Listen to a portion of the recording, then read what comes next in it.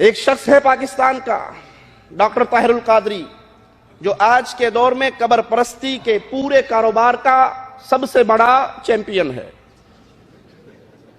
اس قبر پرستی کا پورا دھندا اس نے چلایا ہوا ہے۔ مردوں سے اس کے ڈائریکٹ تعلقات ہیں، مردے اس کے سامنے آ جاتے ہیں، اس سے باتیں کر لیتے ہیں، حال کی خبریں سنا دیتے ہیں۔ قبر پرستی کا بازار اس کا بہت بڑا بیوپار ہے یہ شخص، اور حنفی ہونے کا کتنا بڑے دعوے دار ہے۔ آئیے ان کی گفتگو سنیے۔ کسی نے ان کی حنفیت پہ شک کیا تو ڈاکٹر صاحب نے کہا میری حنفیت پہ کون شک کر سکتا ہے؟ ارے تم تو ایسے ویسے حنفی ہو، میں 15-20 سال عالم رؤیا میں خواب کی حالت میں ابو حنیفہ سے دین سیکھتا رہا۔ میری حنفیت کا عالم تو یہ ہے کہ میں نے تو عالم رؤیا میں کوئی 15-20 سال کے لگ بھگ کا عرصہ امام اعظم رضی اللہ تعالیٰ عنہ کی شاگردی کی، آپ سے پڑھا ہوں عالم رؤیا میں۔ براہ راست تلمذ کا شرف ملا ہے عالم رؤیا میں بطریق منام۔ تو میں مر سکتا ہوں، حنفیت کیسے چھوڑ سکتا ہوں؟ یہ خوابوں کا شہزادہ ہے۔ 15-20 سال تک میں نے ابو حنیفہ سے خواب کے اندر علم حاصل کیا، ان کا فیض حاصل کیا۔ یہ برمنگم میں خطاب کیا اور 3-4 مہینے کے بعد وہ حیدرآباد میں خطاب کرنے کے لیے پہنچے۔ حیدرآبادی یہاں بیٹھے ہوں گے، پتہ نہیں انہوں نے کھٹا کھلا دیا یا مرچوں والی بریانی کھلا دی، حضرت کا ذاکرہ خراب ہو گیا اور فوراً کہنے لگے 9 سال تک میں نے ابو حنیفہ کے سامنے بیٹھ کر خواب کے اندر علم عالم رویا میں، خواب میں، عالم رویا میں اللہ کی عزت کی قسم، تاجدار کائنات کے نالین پاک کی قسم، عالم رویا میں 9 سال تک امام اعظم ابو حنیفہ سے پڑھا ہوں۔ اگر مسلک افراد پر آ جائے، اگر ہم سنی نہیں، روئے زمین پر کسی ماں نے سنی پیدا ہی نہیں کیا۔ 3 مہینے میں 15-20 سال سے 9 سال کیسے ہو گئے؟ باقی کہاں گئے؟ میری حنفیت پہ کون شک کرتا ہے؟ میں تو ابو حنیفہ کے سامنے بیٹھ کے دین سیکھتا رہا۔ تو ضروری ہے کہ ہم امام ابو حنیفہ رحمہ اللہ ان کے عقیدے کو سیکھیں، ان کے عقیدے کو سنیں، ان کے عقیدے کو بیان کریں، اور پھر ان قبر پرستوں کو سنائیں کہ اللہ کی قسم اس قبر پرستی کے سارے دھندے سے، اس بدعقیدگی کے سارے کاروبار سے ابو حنیفہ رحمت اللہ علیہ کا کوئی تعلق۔ ابو حنیفہ اہل سنت کے امام تھے، جیسے امام مالک اہل سنت کے امام، امام احمد اہل سنت کے امام، امام شافعی اہل سنت کے امام، ابو حنیفہ اہل سنت کے امام تھے۔ اور ایک بات اور بھی بتا دوں، آج لوگ غیر مقلدیت کو بڑی گالی دیتے ہیں۔ غیر مقلد ایسے ہوتے ہیں، حالانکہ ہمارا نام غیر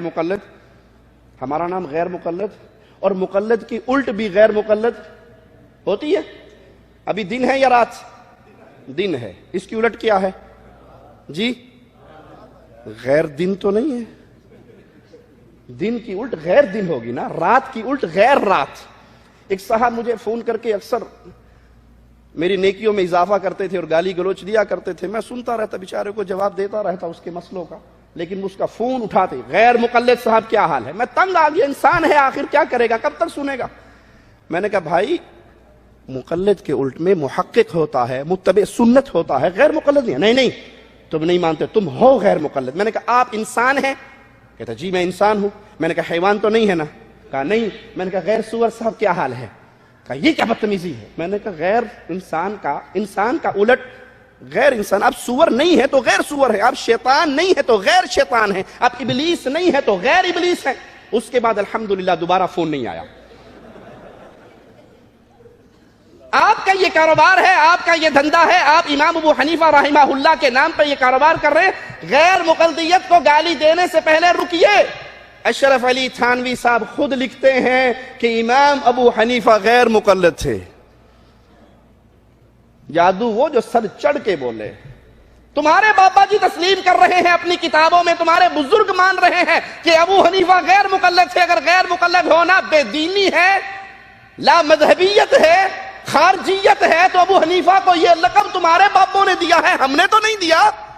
ابو حنیفہ اہل سنت کے امام، ابو حنیفہ رحمہ اللہ، جب ان کے عقیدے کی بات آتی ہے، ان کا چولا پہننے والے پھر اس چولے سے بھاگنے کی کوشش کرتے ہیں۔